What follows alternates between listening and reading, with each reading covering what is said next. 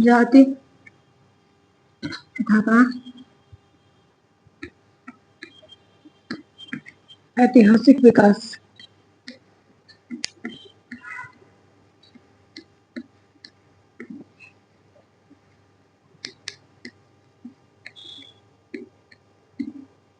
ऐतिहासिक विकास, इस टॉपिक के अंतर्गत आज हम पढ़ेंगे वर्ण संकर जाति। ठीक है, हम क्या पढ़ेंगे? वर्ण संकर, संकर नहीं, ठीक है, वर्ण संकर जाति।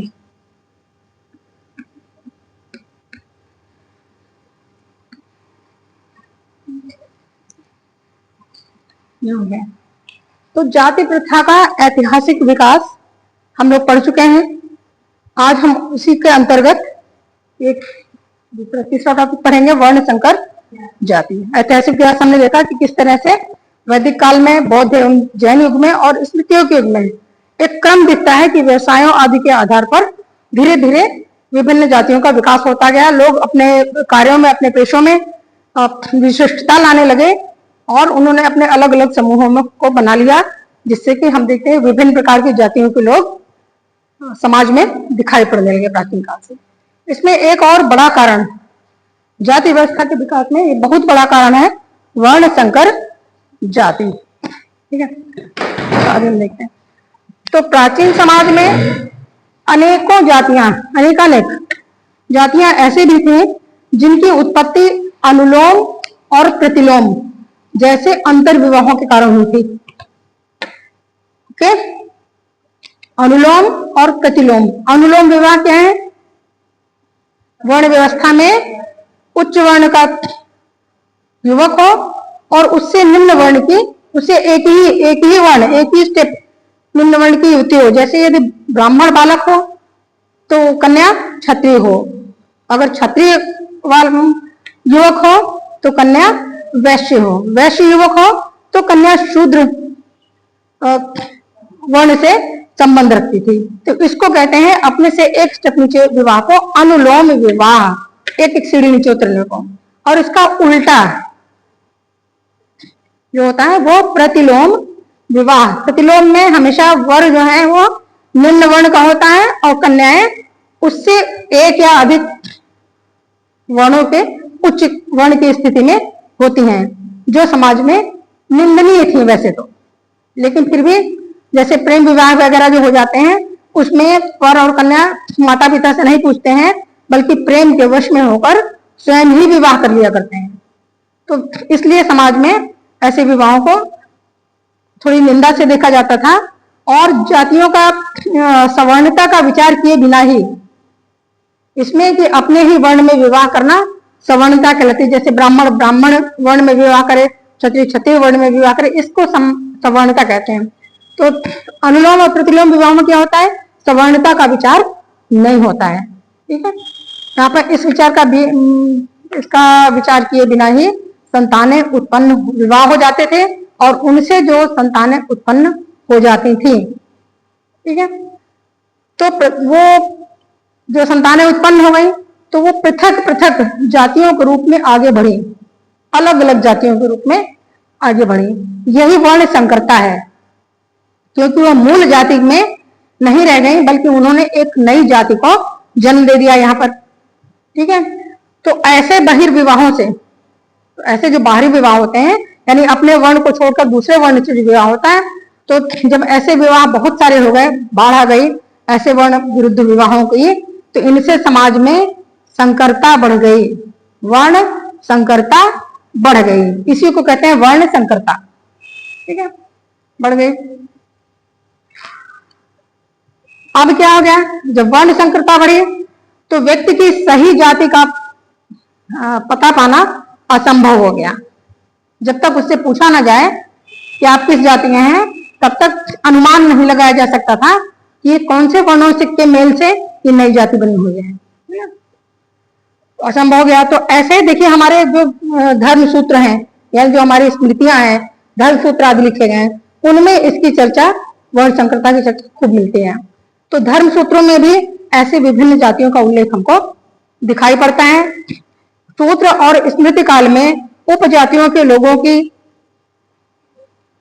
जो उपजाति मतलब जातियों से भी नीचे, जो जातियों से आगे बढ़कर उनकी जो शाखाएं निकली वो उपजातियां कहलाई। ठीक है, तो ऐसे उपजातियों की भी असवर्ण स्त्रियों से, मतलब जो वर्ण व्यवस्था के अंतर्गत नहीं आ रहे हैं, जैसे अनार्य स्त्रियां है ना, असवर्ण या अपने वर्ण की ना हो ऐसी स्त्रियां, असवर्ण स्त्रियों से उत्पन्न हुई संतान को ना तो पिता की जाति प्राप्त होती ठीक से और ना ही माता की। ठीक है, तो ऐसी वर्ण संकर एक, अब जब पिता की जाति भी पूर्णता नहीं है और माता की जाति भी, यानी दोनों तरफ से आधे अधूरे हैं, आधा आधा ले रहे हैं, तो वो दोनों आधे मिलकर क्या होता था, एक तीसरी उपजाति और तैयार हो जाती थी, एक उपजाति बन जाती थी। मनुस्मृति में मनु का कथन है कि ऐसे विवाह से उत्पन्न संतान वर्ण संकर कही जाएगी। ठीक, ऐसे विवाहों से उत्पन्न संतानें हैं जो कि समाज में बहुत बड़ी संख्या में धीरे धीरे बढ़ती जा रही थी स्मृतियों के काल में, तो उनको हम वर्ण संकर के रूप में जानेंगे, ऐसा उन्होंने कहा। सूत्रकारों ने, बहुत से धर्म सूत्रकारों ने संकरत्व का उल्लेख किया है, सबने बार बार इसका उल्लेख किया है कि समाज में वर्ण संकरता फैल रही है। बौधायन, अब देखिए बौधायन स्मृति में है एक पुस्तक, तो बौधायन स्मृति में जो बौधायन है सूत्रकार हैं, धर्म सूत्रकार, वो कह रहे हैं कि वर्ण संकर से उत्पन्न संतान को व्रात्य कहा जाता है। व्रात्य मतलब त्याज्य एक प्रकार से, है ना। तो उन्होंने कहा वर्ण संकर से उत्पन्न संतान को जो अलग है, व्रात्य मतलब जो अलग है, थोड़ी व्रात्य कही जाती थी। बृहस्पति स्मृति ने भी इस अनुलोम और प्रतिलोम विवाहों को ही वर्ण संकरता का कारण माना है। उन्होंने कहा यदि अनुलोम और प्रतिलोम विवाह समाज में न होते तो वर्ण संकरता या अन्य जातियों का उदय शायद न होता, ऐसा बृहस्पति स्मृति कहती है। पूर्व मध्य युग तक आकर, पूर्व मध्य युग हम किस काल को कहते हैं, राजपूत काल को, जिसको हम राजपूत काल के नाम से जानते हैं, उस युग को पूर्व मध्य युग भी कहा जाता है। ठीक है, तो राजपूत काल तक आते आते या पूर्व मध्य युग तक आते आते वर्ण संकर जातियों की संख्या कितनी हो गई, 64 64। हमको स्मृतियों में ये बात लिखी मिलती है कि वर्ण संकर जातियों की संख्या 64 तक पहुंच गई। बृहद धर्म पुराण में उल्लिखित है कि वर्ण संकर जातियों की 3 श्रेणियां थी।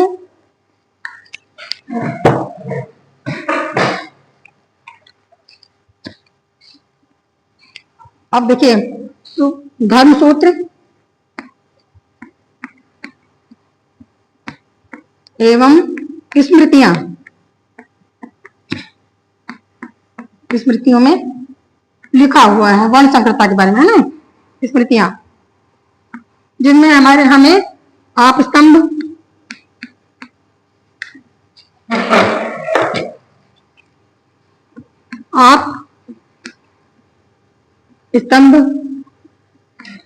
बौधायन,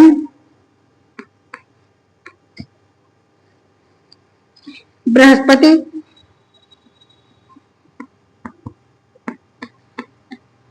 और मनुस्मृति और मनु स्मृति में वर्ण संकरता के उल्लेख मिलते हैं। ठीक है, एक पुराण भी है यहां पर, बृहद धर्म पुराण में वर्ण संकरता को 3 भागों में बांटा गया है। ठीक है, 3 भागों में वर्ण संकर को भी, यहाँ पर जो वर्ण संकर जो यानी उपजातियां जो बन गई थी उनको भी 3 कैटेगरी में उन्होंने कर दिया, उसमें भी ऊंचे और नीचे हो गए। तो उसमें पहले है उत्तम संकर,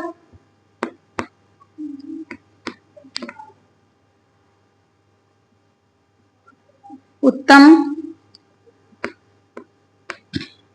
संकर, दूसरे हैं मध्यम संकर,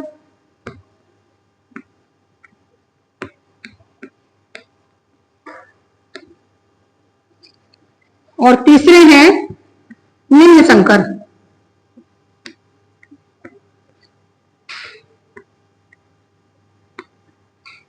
निम्न संकर। ठीक है, अब वर्ण संकरता को हमने समझ लिया। वर्ण संकरता की 3 कोटियां भी हो गई। उत्तम संकर मतलब थोड़ी जो जिनको छुआछूत आदि या कह सकते हैं टच कर सकते थे समाज के लोग, छुआछूत नहीं थी जिनमें, जो उत्तम कोटि के संकर संतानें थी।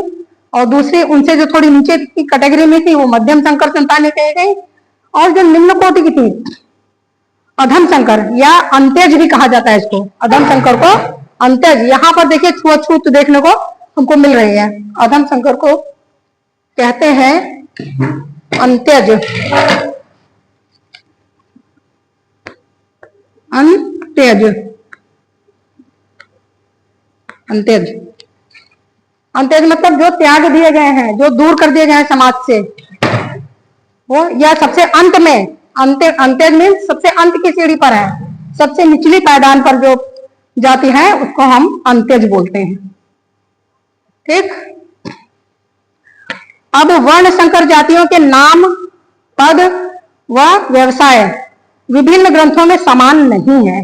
अलग अलग धर्म सूत्रकार ने, अलग अलग स्मृतिकार ने उनके नाम, पद और अलग अलग काम उनको दिए हैं कि वो ये काम करने वाले हैं, ये काम करें और जिससे उनकी पहचान साबित हो। ठीक है, अब देखिए वैदेहक नामक वर्ण संकर उपजाति को, वैदेहक नामक जो उपजाति को बौधायन, कौटिल्य, मनु, विष्णु, नारद और याज्ञवल्क्य आदि स्मृतियों ने वैश्य पुरुष और ब्राह्मण स्त्री की संतान माना है।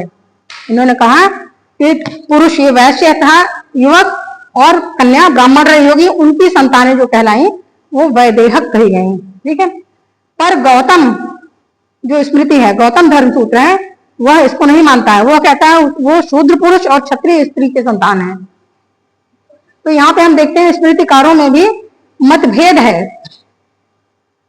गौतम उसको और नीचे ले जाते हैं, वो कहते हैं क्षत्रिय स्त्री और शूद्र पुरुष की संतान है। अब उष्णा और वैखानस, अब उष्णा कौन है? जिसको हमने बृहस्पति कहा, वही उष्णा कही जाती है। बृहस्पति स्मृति को उष्णा भी कहते हैं। उष्णा एवं वैखानस ने वैदेहक को कुछ काम दिए हैं। क्या काम दिए हैं? बकरी चराने, गाय भैंस पालने, यानी पशुपालन का काम दिया है यहाँ पर। बकरी चराने, गाय भैंस पालने और मक्खन मलाई बेचने का काम दिया है। मक्खन मलाई, दूध, मट्ठा आदि जो बेचे जाते हैं, तो यह काम किसको दिया गया? वैदेहक को। इन्होंने ये कार्य भी दिया। तो देखिए समाज में उपजातियों के अलग अलग कार्य भी बट गए थे कि अगर वैदेहक हैं तो यही कार्य करेंगे। ठीक, मनु के अनुसार, अब मनु कह रहे हैं कि वैदेहक कुछ और कार्य भी कर सकता था। इसके अतिरिक्त भी अगर कोई कार्य करना चाहे, ये काम न करना चाहे, तो वह अंतःपुर में स्त्रियों की देखभाल करता था। राजा के रनिवास का जो अंतःपुर होता था, जहां पर महिलाओं की संख्या बहुत ज्यादा होती थी, रानियां होती थी, उपरानियां होती थी, दासियां होती थी बहुत सारी, तो इन महिलाओं की सुरक्षा का कार्य या देखभाल का कार्य, वहां उनको क्या जरूरत है, क्या आवश्यकता है, उनको पूरा करना, तो वहां पर वैदेहक को रखा जाता था महिलाओं के आदेश का पालन करने के लिए, उनकी देखभाल करने के लिए। ठीक है, तो स्त्रियों की देखभाल, वो अंतःपुर की स्त्रियों की देखभाल भी वैदेहक कर सकता था। अब देखिए आते हैं इस पर सूत संहिता है एक। ठीक है, सूत संहिता यह कहती है कि पुलकस, पुलकस मीन्स चांडाल। ठीक है, चांडाल कहां पर आएगा?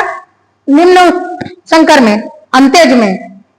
वो कह रहे हैं कि पुलकस और वैदेहक में कोई भेद ही नहीं है, कोई अंतर नहीं है, दोनों एक जैसे हैं।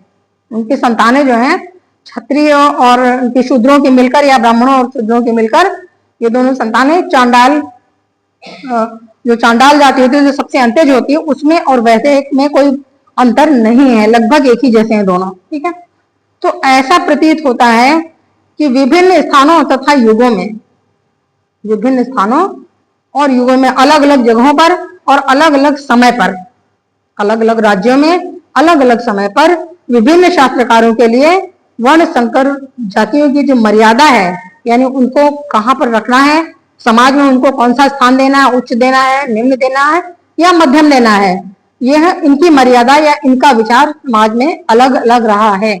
स्मृतिकार का मतलब होता है जो हमारे देश के नियम कानून बनाए।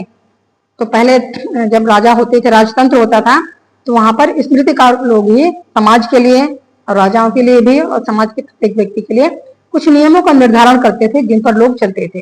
तो उन्होंने देखा कहा कि इसकी मर्यादाएं भिन्न भिन्न हर समाज में रही हैं। तो आज का ये छोटा सा छात्र जो हमारी जाति के ऐतिहासिक विकास के क्रम में वर्ण संकरता का आज का हमने ये पढ़ा। और ये आज ये चैप्टर हम इसको खत्म क्लोज करते हैं। ठीक है, ये चैप्टर